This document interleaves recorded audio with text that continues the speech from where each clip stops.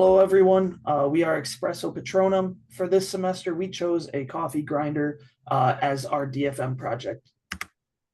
So the product description is it grinds fresh coffee beans, and those grinds can vary in size.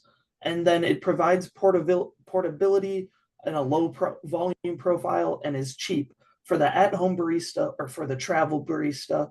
And as you can see on the right, we have an exploded view of the CAD with the casing subsystems on the left and the drive subsystems on the right, driving the burrs, which inevitably grind the beans.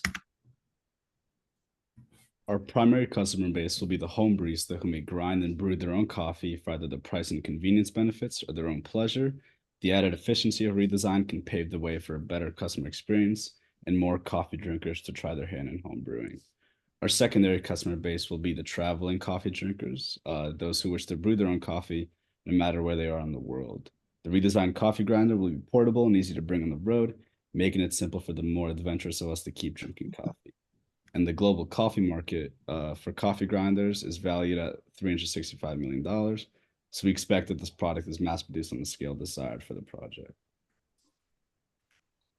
We began by constructing a fast diagram to identify the functions of our coffee grinder.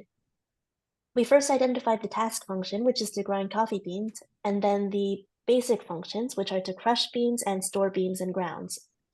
We then identified our supporting functions to assure dependability, convenience, product enhancement, and to please the senses, and then divided each of those primary and basic and supporting functions into subfunctions. We then created a function differential table for the functions to see which are useful for both primary and secondary customers. As you can see, most of the functions fall under similar to both customers, although we do have one for the different. So the design here for the primary and secondary customers has two different modules. One junior size, which is the plastic smaller trap. That's made more for the at-home barista that uses single dosing for a single cup of coffee or a single brew. And it's there's no need for it to be super rugged or structural. So plastic works fine in this case. But then the king size, we have a stainless steel larger trap. So it contains up to 3 times more coffee grounds for grinding for a large party or more coffee throughout the workday. And it's more rugged, so it can sustain several hits and still be okay. And then it has a rubber piece on the bottom for better grip.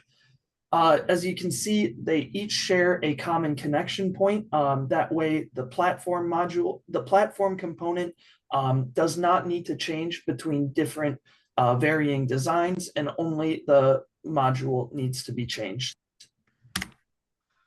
In order to figure this out, we created 2 assembly sequences. The first one begins with the main body, then goes to the grinder cap, then the drive shaft, then the burr carrier, then the catch cup. Then looking at the second one, we changed the assembly sequence in order to start with the burr carrier before installing the drive shaft, then the grinder top, and then the catch cup after that. Comparing these 2 assembly sequences, we can clearly see that sequence 1 performs vastly better for our criteria, as it became a much more streamlined process. And continuing on with the idea of it being streamlined, at the top here, we can see what would happen if we decided to create both of these items completely separately, and then we can see how much more efficient the assembly process becomes if we simply combine them and only differentiate when it comes after handle assembly. So looking at the bill of materials, we assume manual assembly and also the assumption of $20 per hour for the manual assembly worker. We use the ABS plastic for plastic costs when it comes to density and general costs. And then we also use McMaster Carr when it came to purchasing pre-designed goods. Our total cost was just $16.35, which falls just above the 70% profit threshold. But that could be due to various things. And this is the bill of materials quad chart.